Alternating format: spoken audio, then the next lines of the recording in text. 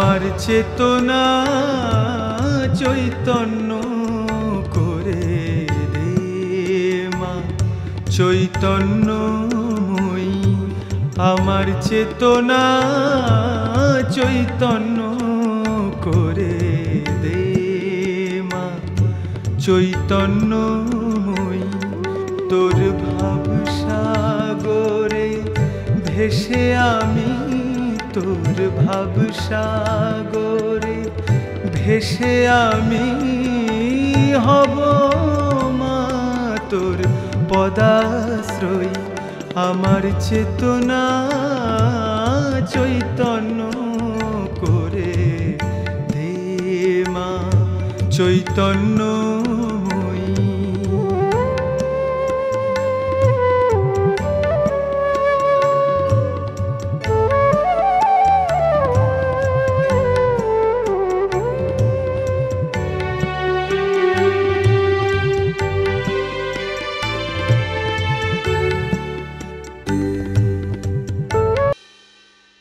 থামলেন কেন ঠাকুর? আজ আপনার এত খুশি খুশি লাগছে? আজ বড় আহ্লাদ হচ্ছে গো, বড় আহ্লাদ হচ্ছে।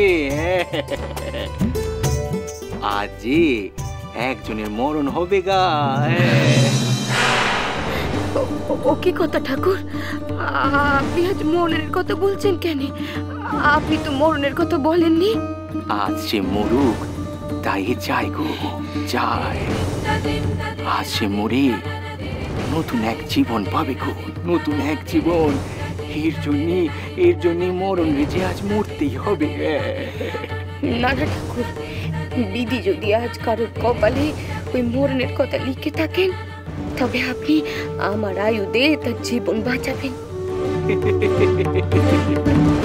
না গো রামলীলার কুড়ি, তুমি যে মরণের কথা বলছো এটি সে নয় গো। তবে সংসারের জ্বালায় অতিষ্ঠ হয়ে সে যে বারবার মরতে চায়, সেই মরণের ইতি ঘটবে আজ। সেই মরণ মরবে আজ, নতুন জীবন পাবে সে। এমন এক জীবন যে যতদিন মা গঙ্গা বইবে ততদিন সে বেঁচে থাকবে গো, ততদিন বেঁচে থাকবে। বুঝলেনি? বুঝলুম নি ঠাকুর, তবে এটুকুন বুঝলুম, সে মরবে নি, সে বাঁচবে, তাতে আমার স্বস্তি। হ্যাঁ, এর ওই কালীগড়ের বেটি বলেছে সে মরণের পর বেঁচে উঠবে গা। আপনার কালীঘরের বেটি তারে শতায়ু করুক। হ্যাঁ গা, হ্যাঁ যাই গো, যাই যাই। তারে ঘরের পথ দেখাই। জয় মা, জয় মা।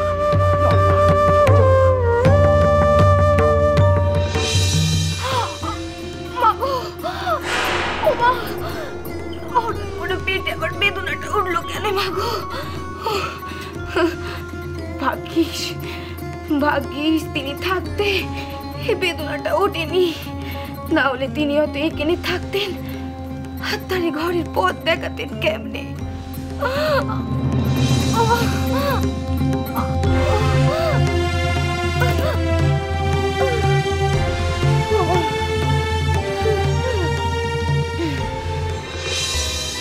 কি ব্যাপার? বারবার পেছন দিকে তাকিয়ে কি দেখছো মহেন্দ্র? এই ওদিকে একটা ঘর দেখা যাচ্ছে না? ওই ঘরটা? হ্যাঁ ওই ঘরটা। তেমন ভাবে দেখিনি কখনো, শুনেছি ওখানে নাকি একজন সাধু থাকে। সাধু? সাধুরা তো আকড়ায় থাকে, তারা এরকম পাকা বাড়িতে থাকে নাকি? যাবে নাকি দেখতে?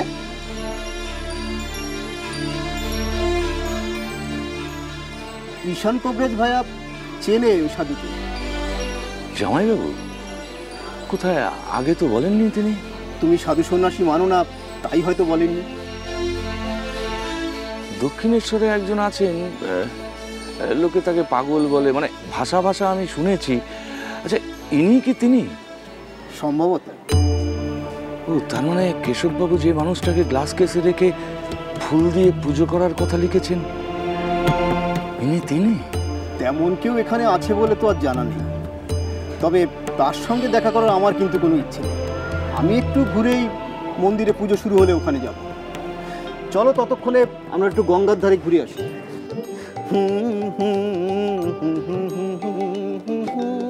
বুঝলে মহেন্দ্র, যতগুলো শ্যামা সঙ্গীত আছে সবগুলোই ভালো, কিন্তু ওই রামপ্রসাদের গানের কথা এবং সুরে কোথায় যেন মন প্রাণ ঢেলে দিয়েছে।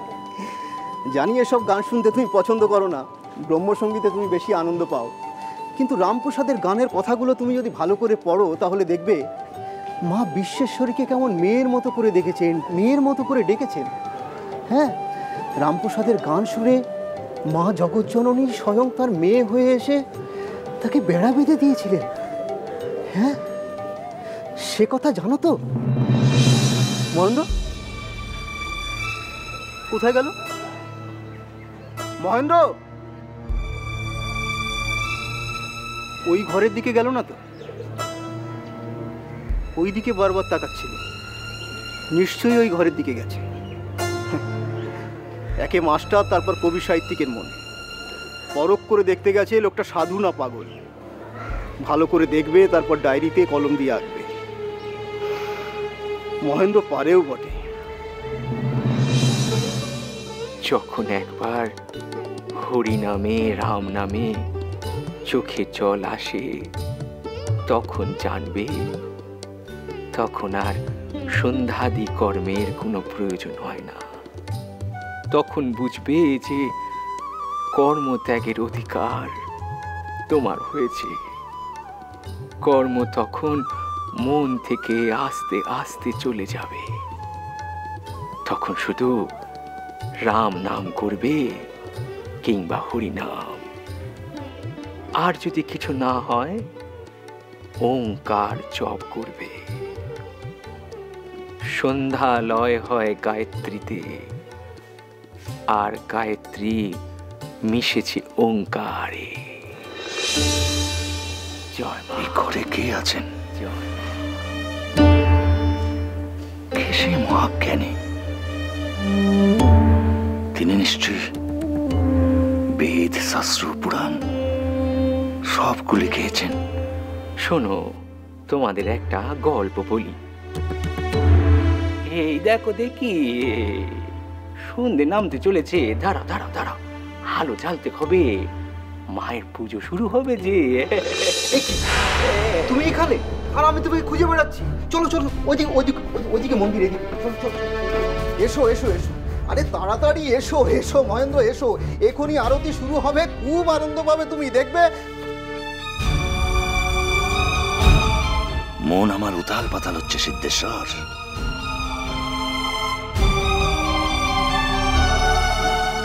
কি হলো মহেন্দ্র, বসে পড়লে কেন? ওদিকটায় কি দেখছো? দেখতে আর দিলে কোথায় ভাই? আমায় তো হাত ধরে টেনে নিয়ে আসলে। আরে তোমাকে দেখাবো বলেই তুমি হাত ধরে নিয়ে এলাম, এসো। আমি ওখানে যাব না ভাই। খুব ভিড় হয়ে গিয়েছে তাই না? আসলে এরপরে দেরি হলে আর মায়ের পুজো দেখতে পাবো না। এমনিতে তো পুজোতে খুব ভিড় হয়, আরো বেশি ভিড় কেন হয় জানো? কেন? ওই যে আমার মতো ইতর্জনের জন্য। প্রসাদের কাঙাল, এক টুকরো ফল বা এক দানা মিষ্টি কিংবা কপাল ভালো থাকলে একটা সন্দেশ পেলে মনে হয় মা জগজ্জননীর আশীর্বাদ পেলাম। না না সিদ্ধেশ্বর, তুমি তো জানো আমার এসবে বিশ্বাস নেই। দেব দ্বিজে এইসবে আমার ভক্তি নেই। তারপর শোক তাপে আমি একেবারে জ্বালায় জর্জরিত হয়ে আছি। শান্তি খুঁজে বেড়াচ্ছি আমি সিদ্ধেশ্বর, আমি শান্তি খুঁজে বেড়াচ্ছি। এই ঢাক ঢোল কাসর ঘন্টার শব্দে আমার শান্তি নেই, শান্তি পাই না। তুমি যেদিকে বারবার দেখছো ওখানে গেলে কি তুমি শান্তি ফিরে পাবে? জানি না, কিন্তু কেন জানি ওই ঘরটাতে যেতে ভীষণ মন চাইছে। কে আছে ওই ঘরে? তাকে দেখতে ভীষণ মনটা চাইছে। ওই ঘরে যিনি থাকেন তিনি এই দক্ষিণেশ্বরের ঠাকুর। সে কথা তোমাকে আগেও বলেছি। মানে কেশব সেন বর্ণিত গ্লাস কেসে যত্নে রাখা ওই অমূল্য সম্পদ মানুষটি? যাকে তুমি অলরেডি বলেছো, যদিও তোমার শোনা কথা, লোকটা নাকি বদ্ধ উন্মাদ। আমি শুনেছি, তবে আগ্রহ হয়নি। কিন্তু আজ যখন ওনার ঘরের সামনে দিয়ে যাচ্ছিলাম, তখন আমি নিজেই শুনলাম নিজের কানে, সম্ভবত ওনারই কথা। কি শুনলে বলো তো? সন্ধ্যা নাকি গায়ত্রীতে লয় পায়, আর গায়ত্রী ওঙ্কারে, আর ব্রাহ্মদের মূল মন্ত্রই হলো ওঙ্কার। হ্যাঁ গো, বিশ্বাস করো, আমি নিজের কানে শুনেছি। মহেন্দ্র মাস্টার, তুমি না একটা বাজে কথা বলো, না একটা বাজে কথা লেখো। আচ্ছা, উন্মাদ কি এত জ্ঞানী হতে পারে? জানি না, আমি কখনো তাকে মিট করিনি। তবে ওই দক্ষিণেশ্বর থেকে বরানগর আমার বাটি থেকে হাঁটা পথ, মাঝে মধ্যেই চলে আসি। বিকেলবেলায় আরতি দেখি, প্রসাদ নেই, আবার চলেও যাই। চলো না, আজ ওখানে একবার যাই। পুজো দেখবে না? অন্য কোনো দিন এসে না হয় পুজো দেখবো। আজ যখন একবার এসেই পড়েছি, তখন চলো না। আমি তো বারবার আসতে পারবো না, এই তো ঘাড় ঘোরালেই তো ওনার ঘর। চলো। লোকটা যদি সত্যি সত্যি পাগল হয় না, যদিও তোমাদের ওই কেশবচন্দ্র সেন কিন্তু তার পাগলামি নিয়ে কিছু লেখেন। তিনি জ্ঞানী সিদ্ধেশ্বর, তিনি পাগল নন। পাগল হলে কি আলো আধারের তফাৎ বুঝতে পারেন? পাগল হলে কি আলো জ্বালাতেন? জানি না, তবে তুমি যখন বলছো তখন চলো। তবে হ্যাঁ, ওই ফেরার সময় কিন্তু ঈশানকে সঙ্গে নিয়ে ফিরতে হবে। তাকে তো দেখতে পাচ্ছি না, সে আবার কোথায় গেল কি জানি। ঠিক আছে, চলো।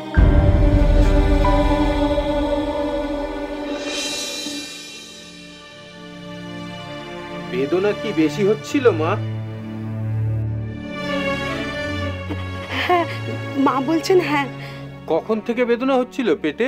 আমি তখন এখান দিয়ে যাচ্ছিলাম গো কবরেজ, তো মার থেকে দৌড় খোলা, তো মার ঘরের দিকে উঁকি দিয়ে দেখি মা মেঝেতে শুয়ে কাঁদরাচ্ছে গো, পেটে হাত দেয়া। মাকে তুলে নিয়ে গিয়ে আমি বিছানায় শোয়ালাম। মা বলল যে খুব পেটে বেদনা হচ্ছে গো। তার মানে তখন থেকেই?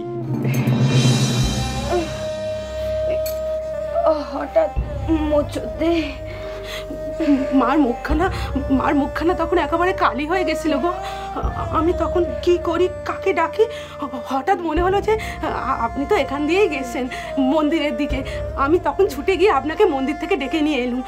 তো আপনি মাকে কেমন দেখলেন? নারীর গতি মানে যেমন থাকা উচিত তেমনটি নয়।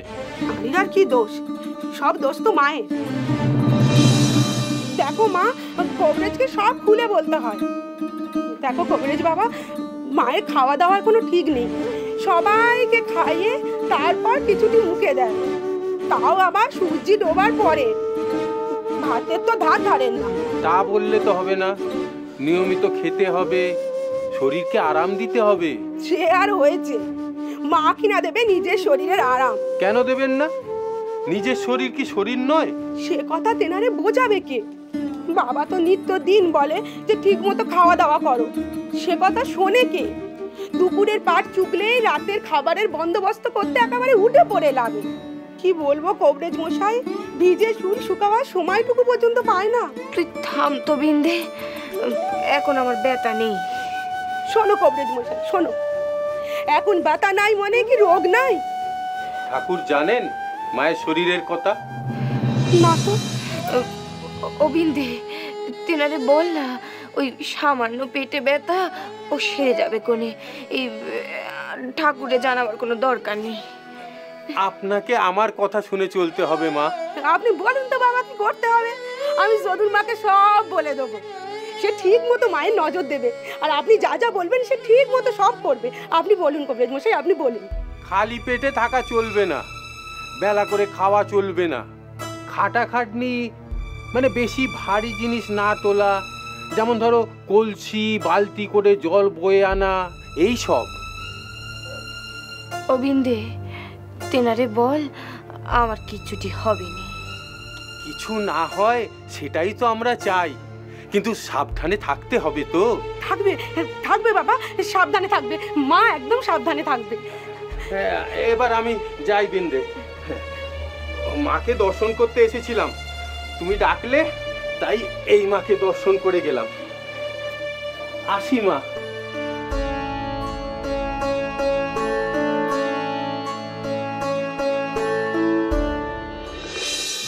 ও মা, আমি এখন যাই, মন্দিরে আবার ধুনো দিতে হবে। হ্যাঁ, যাই মা। তুই যা মা যা, একটু পর ওই যদুর মা চলে আসবে, তুই যা।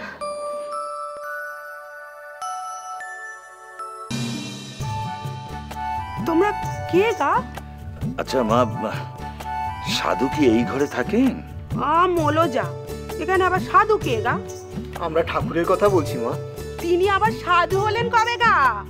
সংসারের গেরস্ত মানুষকে তোমরা সাধু বানিয়ে দিলে। আচ্ছা, তোমরা তেনারে নিয়ে আর কত কি করবে বলো দেখি বাবু। উনি এখানে কতদিন ধরে আছেন? ও মা, বাবুদের কথা শোনো। উনি এখানে কতদিন আছে মানে, এই কালীঘরে মা যতদিন আছেন প্রায় উনি ততদিনই আছেন। আচ্ছা, উনি নিশ্চয়ই অনেক পড়াশোনা করেন, মানে বেদ বেদান্ত শাস্ত্র। তোমরা ওনার পুঁথি পড়ার কথা জিজ্ঞেস করছো? মরি মরি মরি মরি মরি, ওসব পুঁথি তুতি শাস্ত্র সব ওনার মুখে মুখে, বুঝলেন?